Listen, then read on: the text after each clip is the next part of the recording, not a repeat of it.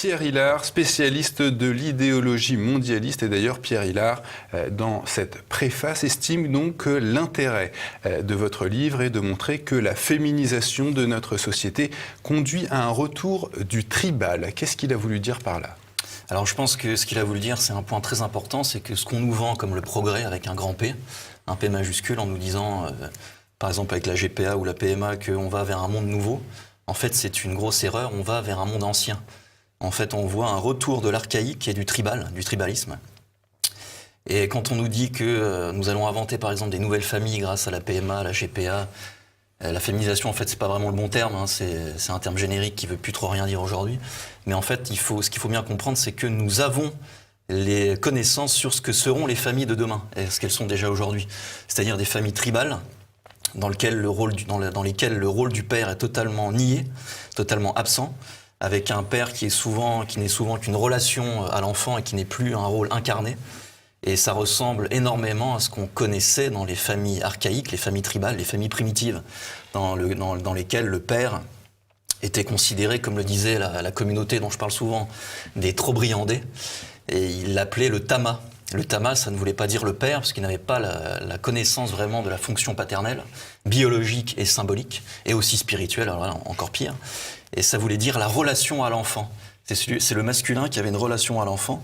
Et souvent, c'était d'ailleurs l'oncle maternel et qui avait cette relation à l'enfant et non pas le père biologique réel. Et on se rend compte de quoi aujourd'hui dans les familles, par exemple, qu'on appelle monoparentales, qui ne sont pas des familles, qui sont des contre-familles. Eh bien, c'est l'oncle maternel qui joue ce rôle de père, entre guillemets. Alors, c'est bien qu'il soit là, mais ça ne remplacera jamais la fonction symbolique puissante et transcendante du père. Pourquoi, Sylvain Durin, la figure paternelle est-elle aussi débattue aujourd'hui dans notre société, dans les sociétés occidentales en général? Vous dites que le XXIe siècle se venge de nos pères.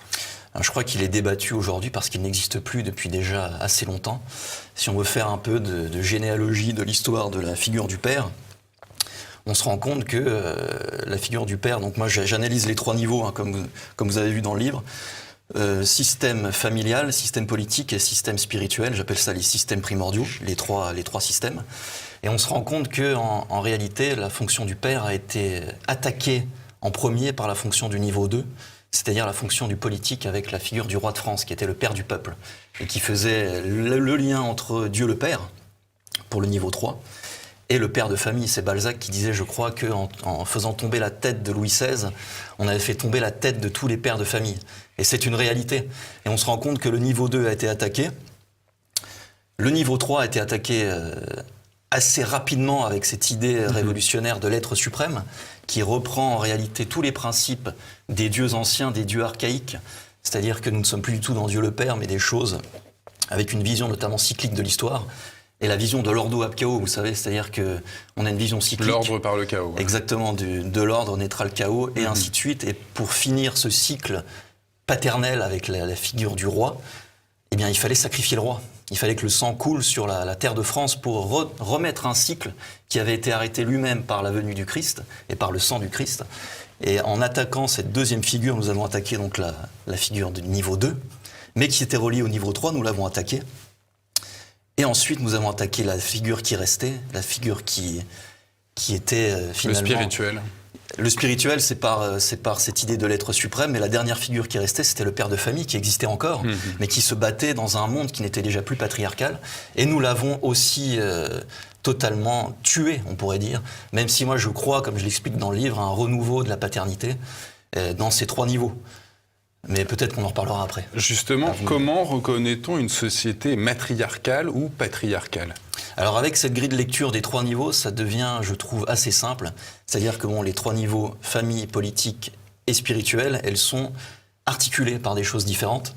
On se rend compte que les sociétés matriarcales, qui étaient les sociétés archaïques, mais dans lesquelles nous revenons, elles sont agencées selon trois points. Donc le point familial sont des familles tribales, endogames, hein, ce sont des familles communautaires. Par exemple, on sait que la venue de l'immigration musulmane ramène du matriarcat dans nos sociétés, qui étaient des sociétés patriarcales au départ, dans lesquelles la place du père est niée, voire totalement rejetée. Vous savez, il y a les pères absents, mais les pères sont présents, mais ils sont manquants. Il n'y a plus de transmission des valeurs paternelles, des valeurs familiales, ancestrales, etc. Donc ça, c'est le premier point. Le deuxième point, eh bien, figurez-vous que le président de la République peut correspondre totalement à cette vision de la société matriarcale parce que, comme le disait Léon Bloy, le président, c'est celui qui est élu, c'est qui? C'est celui qui demande l'autorisation à ses enfants. Alors que le rôle du père, le père du peuple, c'est celui qui tranche. Il peut évidemment se faire conseiller, bien entendu. Les rois de France avaient de nombreux conseils, mais à la fin, ils tranchaient. Et là, on se rend compte qu'il y a la dictature du sondage, en plus qui sont totalement manipulés par les instituts, etc. Et le président de la République n'est pas une figure patriarcale. Et puis ce niveau, donc ça peut être une figure matriarcale, et puis ce niveau 3, qui est le niveau du religieux, dans lequel nous vivons aujourd'hui, qui est une sorte de syncrétisme entre kabbalisme, entre hindouisme, entre islam, entre république, mais tout ça est fondé sur un même point, c'est la vision du Dieu unique et indivisible. Vous savez que la République est fondée là-dessus, sur... Niant la Trinité. Exactement, niant la Trinité et la complémentarité, qui est une des valeurs de la société patriarcale avec l'incarnation. Donc ça, c'est pour la société matriarcale. La société patriarcale, c'est très simple. C'est une famille contre la famille communautaire, c'est une famille de type nucléaire, que j'appelle, moi, nucléaire différencié. C'est-à-dire que là où il y avait l'indifférenciation de tous contre tous dans le monde matriarcal, qui mène à la guerre et à la violence, et au sacrifice, hein, parce que c'est ça qui est important, que j'ai oublié de vous dire, c'est que c'est le sacrificiel qui unit ces trois niveaux, famille, politique, spirituelle. Tandis que le système patriarcal est fondé sur l'absence d'indifférenciation et sur ce que j'appelle la différenciation. Dans la famille patriarcale, vous avez le père qui est différencié de la mère. Les rôles sont différents. Il ne s'agit pas de dire que le père est supérieur à la mère, pas du tout. Ce sont des rôles complémentaires. Il y a une séparation entre les deux, mais aussi une séparation entre les parents et les enfants. Ce ne sont pas les enfants qui dirigent à la maison, par exemple. Justement, vous avez cette phrase, l'indifférenciation est pour la première fois demandée par le peuple. Alors là, je parlais de ça par rapport au mouvement des Gilets jaunes, pour lequel j'ai été assez critique, mais des deux côtés, dès le départ, j'ai été critique positivement, parce que je voyais mon peuple, le peuple de France se réveiller. Moi qui suis dans les Vosges, j'ai vu le vrai peuple français vosgien qui se réveillait. Mais en même temps, j'ai vu à tel point ça a été récupéré par la gauche, et à quel point ce gilet jaune, en fait, a été à la fois un moyen de révolte, entre guillemets, mais un moyen qui empêche la transcendance et qui empêche D'ailleurs, il ne le voulait pas. Il ne voulait pas qu'il y ait une tête. Alors qu'en France, sans tête, sans incarnation, on ne peut pas changer les choses. On le sait dans notre histoire. Et ça pouvait très bien être une femme, d'ailleurs. Hein. Moi, je ne dis pas du tout que le patriarcat, c'est forcément géré par un homme. Hein, j'essaie de montrer ça dans le livre. C'est pas parce qu'on est géré par un homme qu'on est en patriarcat. Et donc j'ai vu en fait que les gens, avec ce mouvement des Gilets jaunes qui est symptomatique, les gens en fait voulaient de l'indifférenciation. Ils voulaient que celui qui le dirige soit égal à lui-même. Après, c'est aussi, le politique est responsable puisque le politique n'agit plus. Donc il est descendu, si vous voulez, de son piédestal. Il ne mérite plus qu'on le mette sur ce piédestal. Donc le peuple veut qu'il soit à son niveau parce que finalement il l'est déjà à son niveau. Vous ne pensez pas que c'est quelque part une récupération par les mouvements de gauche qui ont mené justement à cette lutte contre le fait qu'il y aurait une seule tête à la tête de ce mouvement? Ça, je pense que ça a beaucoup joué. Les mouvements de droite, on sait qu'ils sont souvent organisés avec une tête et puis ensuite... Tout à fait. Mais je pense que ça a joué, mais si vous voulez, je pense que c'était déjà c'est déjà maintenant dans l'inconscient du peuple français parce qu'on a encore une fois coupé cette tête. Vous évoquez également, Sylvain Durin, ces modes de balance ton porc, de MeToo, qui sont pour vous, je vous cite, des manières de penser qui sont des non-pensées. Qu'est-ce que ça veut dire ? Bah écoutez, j'avais été assez abasourdi de l'ampleur que ça avait pris sur les plateaux télé. Et surtout les plateaux télé, même les plateaux ou les émissions de ce qu'on appelle la réinformation ou la dissidence. Alors qu'en réalité, MeToo ou Balance ton porc, ce sont au pire des symptômes d'un mal profond. Évidemment, moi je suis contre la violence faite aux femmes, c'est une évidence totale, mais qu'est-ce qui provoque cette violence faite aux femmes ? C'est l'indifférenciation entre les sexes. C'est pas du tout le fait que les sexes soient séparés. C'est René Girard qui prouve ça de manière très bien, c'est que... Le philosophe René Girard, oui. Qu'à force d'indifférenciation, quand la société est totalement indifférenciée, que ce soit hommes et femmes, indifférenciés au niveau du sexe, mais aussi indifférenciés au niveau maître-élève ou demain homme-robot ou homme-dieu, pourquoi pas, hein, l'homo deus, on sait que c'est le projet de tous ceux qui gèrent l'intelligence artificielle. Eh bien, ça crée quoi ? Ça crée des sociétés extrêmement violentes. Et la violence dans les familles, elle vient de là. Elle vient de l'indifférenciation entre le père, la mère, on ne sait plus qui doit décider de quoi. L'enfant, du coup, il joue avec ça. Tout le monde a autour de soi un enfant turbulent et il joue sur quoi? Il joue sur l'indifférenciation entre les deux êtres, l'homme et la femme, qui ne jouent plus leur rôle. L'absence du père. L'absence du père notamment, qui est pour moi fondamentale dans le fait qu'une société patriarcale, c'est ça que j'aimerais que les gens comprennent. C'est une société dans laquelle il n'y aurait pas de violence conjugale, que ce soit sur un homme ou sur une femme. Donc c'est ça l'entourloupe pour moi des balance ton porc et des MeToo, c'est de nous faire croire l'inverse.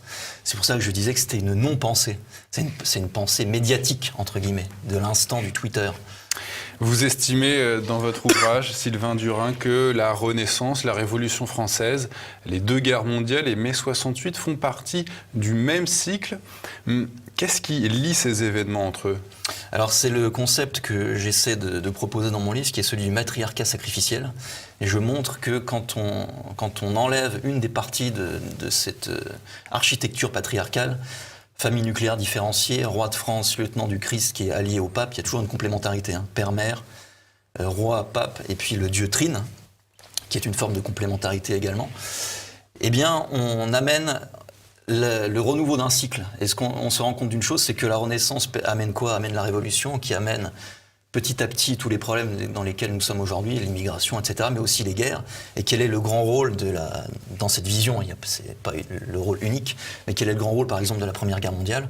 C'est la destruction des pères catholiques français. C'est 70% de la chair humaine qui a été mise dans les tranchées pour être totalement détruite et assassinée. Et ça permet quoi? Ça permet la victoire de la féminisation, puisque les femmes, il a fallu qu'elles remplacent l'homme dans les champs, même si elles étaient déjà aussi dans les champs, dans l'aide familiale, hein, ça c'est une réalité, mais aussi dans les usines. Et ça a mené tout ce mouvement féministe qui s'est construit contre les hommes, puisque les hommes étaient absents, des campagnes notamment. Vous estimez par ailleurs qu'il faut refuser ce cycle, Sylvain Durin, donc, qui part de la Renaissance et qui arrive à mai 68, il faut le refuser pour retourner à la source de notre bonheur. C'est quoi notre bonheur? Alors il faut le refuser, quand je dis ça, c'est-à-dire qu'il ne faut pas tomber dans le piège, parce que le système est très fort dans la création de ses propres contradictions. Là, je vous donnerai un exemple. On sait que l'image du père au XIXe siècle, c'est un espèce de retour au droit romain, et qui est un père autoritaire. Et moi, je dis que c'est du patriarcat dégénéré. Pourquoi est-ce qu'il est autoritaire? Parce que la figure du roi est tombée. Donc il n'est plus le lien excusez-moi, vers la transcendance. Donc il amène de la violence. La contradiction qui en est créée, c'est le féminisme. Et la contradiction qui est créée par le système face au féminisme, c'est le masculinisme. Et on peut aller très très loin comme ça, et j'en parle un peu dans le livre.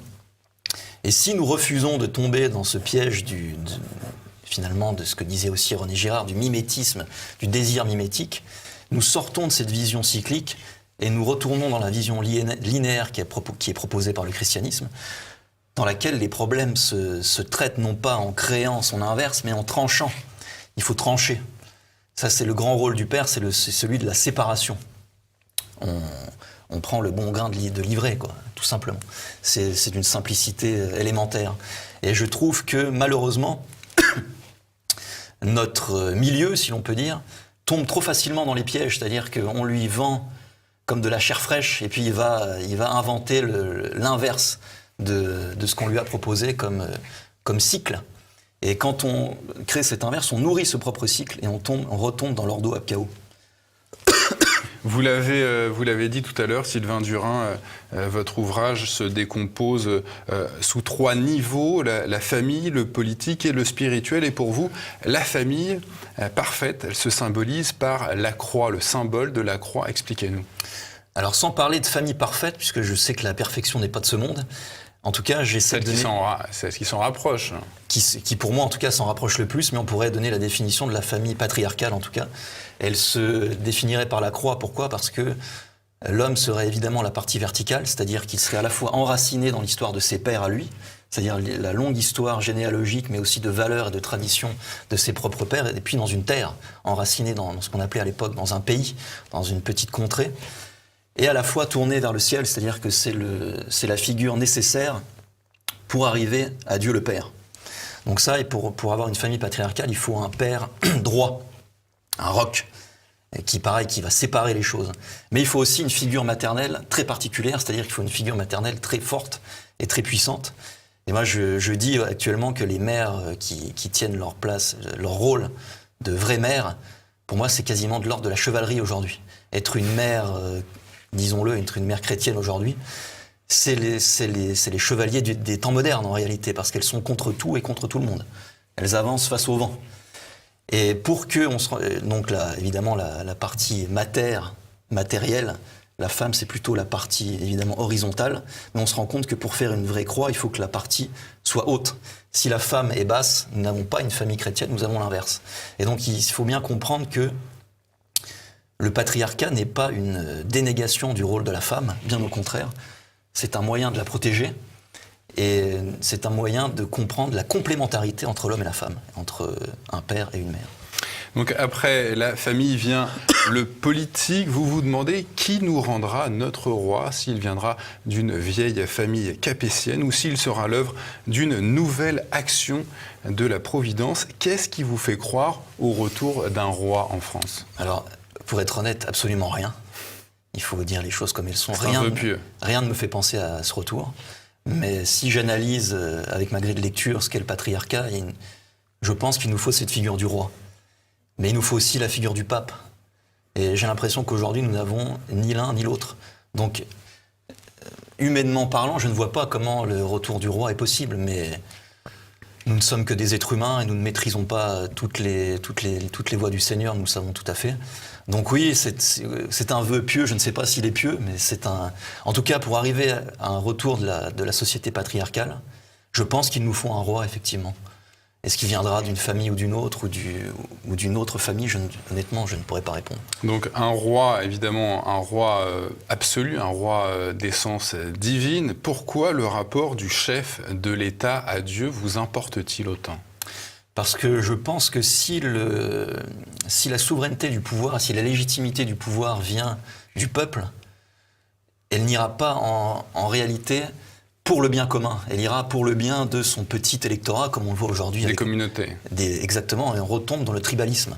C'est-à-dire que ce que fait Macron aujourd'hui, tous les autres l'ont fait, il doit, entre guillemets, rincer ces deux communautés, c'est-à-dire la communauté bourgeoise. Et il y a des catholiques à l'intérieur, mais ils sont bourgeois avant d'être catholiques. On l'a vu avec je crois qu'ils sont votés à 70% pour Macron aux dernières élections. Et puis aussi la communauté qu'on pourrait dire anti-française, parce que c'est la communauté tribale et communautaire par excellence. En fait, ce qui se passe, c'est qu'il y a deux mondes qui sont en train de s'affronter aujourd'hui. Il y a deux antagonismes. Il y a le monde, le nôtre, qui est nucléaire, qui est basé vraiment sur la figure du père. C'est ça qui a fondé notre civilisation.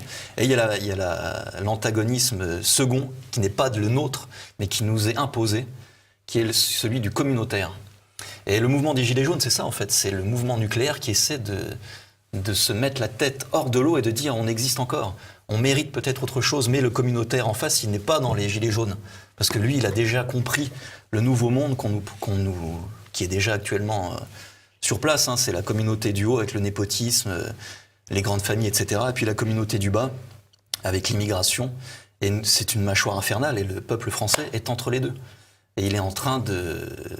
Alors il est en train de se réveiller un peu aussi, moi je suis on essaie d'être un peu dans l'espérance, mais il est en train il faut qu'il comprenne en fait ce qui est en train de se passer, et une fois qu'on l'a compris, c'est toujours très long avant d'agir. Donc là il y a des actions quand même, il y a des figures qui montent, etc. dans les milieux de l'information, notamment grâce à vous et grâce à d'autres, et donc on peut avoir un peu d'espérance. Et j'ai oublié la fin de votre question. J'ai répondu à une seule partie, je crois. Sur le rapport du chef de l'État à Dieu, pourquoi est-ce que ça vous importe ? Si la légitimité du pouvoir revient à Dieu, là on sait, on a l'assurance, si c'est réel bien entendu, s'il n'y a pas un jeu malsain de cette figure-là, on sait que le bien commun sera évidemment protégé, et le but du roi de France, normalement, c'est le salut des âmes. Donc on ne peut rien faire de mieux. Sur le papier, en tout cas, il y a eu des très mauvais rois, et si demain il y en a d'autres, peut-être qu'il y aura des très mauvais rois. Mais la fonction étant parfaite, je pense que c'est cette fonction-là qui... Il ne faut pas oublier que le roi de France, il est roi uniquement parce qu'en fait, le réel roi de France, c'est le Christ. Il est uniquement là, le lieutenant du Christ, il est là en tenant lieu d'une autre figure. Ça, c'est très important. Ce sera ma dernière question, Sylvain Durin. On entend souvent dans les médias dire, on entend souvent, voilà, le monde serait plus en paix s'il était gouverné par des femmes. Qu'est-ce que vous avez à répondre? J'ai envie de vous dire, tout dépend quelle femme. Il y a des grandes figures féminines dans le patriarcat. On peut citer Sainte Jeanne d'Arc. Quel est le rôle de Sainte Jeanne d'Arc? C'est de remettre le roi sur le trône, et donc de remettre le Christ sur le trône. Alors évidemment, il y a la partie, vous savez, il y a les trois niveaux. Il y a la partie évidemment plus prosaïque de chasser les Anglais, c'est une évidence et c'est nécessaire. Mais par la triple donation, le vrai rôle de Sainte Jeanne d'Arc, c'est un rôle patriarcal à 100%. Donc si c'est demain une reine, moi je dis pourquoi pas. Mais on sait aujourd'hui que ce n'est pas parce que des femmes sont au pouvoir que les choses vont mieux. Aujourd'hui, il y a beaucoup de femmes qui sont chefs d'État. Et regardez l'état de l'Allemagne, regardez l'état des autres pays qui sont dirigés par des femmes. Parfois c'est même pire. Et puis dans le milieu de l'entreprise, on sait, c'est même les femmes qui s'en plaignent le plus. C'est que quand il y a trop de femmes dans une entreprise, les choses ne vont pas parce qu'il y a une indifférenciation qui se crée. Et c'est tout à fait normal. Il faut pas voir ça de manière négative. C'est comme ça, la nature humaine est faite comme ça. Il y a par exemple des figures féminines qui sont des figures très viriles dans les entreprises et qui savent trancher. Si c'est ça, je dis d'accord, il n'y a pas de problème. J'invite nos téléspectateurs à regarder également l'entretien que j'avais eu avec Michel Maffezoli et Hélène Stroll qui présentaient sur leur ouvrage sur l'idéal communautaire. Je pense que vous êtes également totalement l'antithèse de ce qu'ils ont pu évoquer dans leur entretien et dans leur livre. En tout cas, j'invite nos téléspectateurs à regarder ces deux documents, voilà, qui sont, je pense, totalement opposés. Enfin, ces deux modèles qui s'opposent totalement. Sylvain Durin, donc, je rappelle le titre de votre passionnant ouvrage, « Ce sang qui nous lie », c'est préfacé par, je le rappelle, Pierre Hilard. Merci Sylvain Durin d'être venu sur notre plateau.